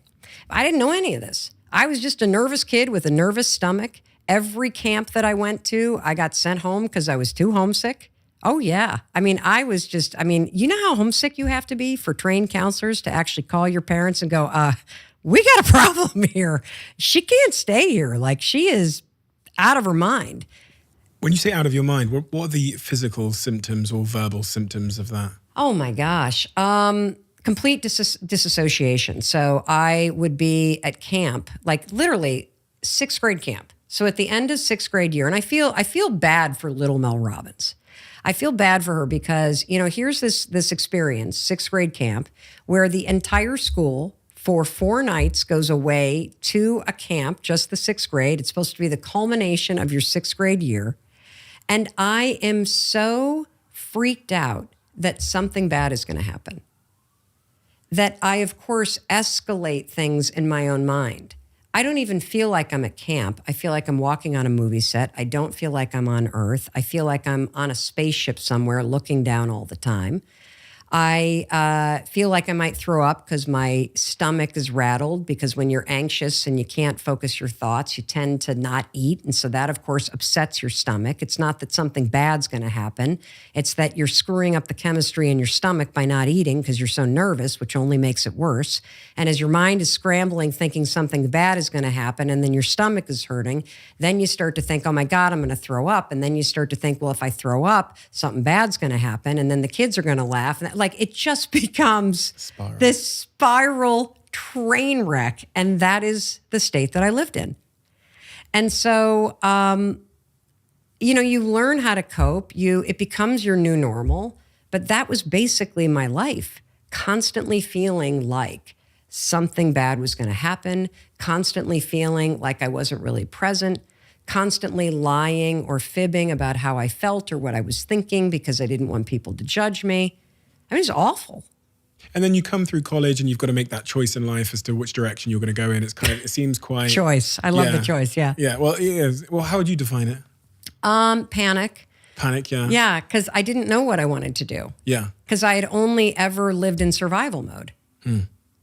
So did you not take a pause to decide to sort of listen to who you were and what your calling was? And take a pause.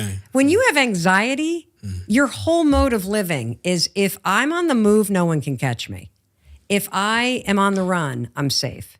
And so what's interesting is that I think the only time in my life that I have actually slowed down was during the pandemic. Does that sound familiar? Yeah, of course. Yeah. You had no choice. Yeah. And one of the hardest things, which became one of the greatest realizations, is truly coming face to face with myself and realizing that even though I have done all this work to heal trauma, even though I have done extraordinary things in terms of my own thinking patterns, that there was a level to which I was still on the run, that I was darting off to a coffee shop or darting off to Target or darting off to an airplane. And all of this racing around kept me from having to truly stop and stand with the woman in the mirror and just be still and figure out, well, what do I really want? How do I really want to feel? Hey, it's Mel. Thank you so much for checking this video out. And if you like this one, I have a feeling you're going to like this one too. I'll see you there.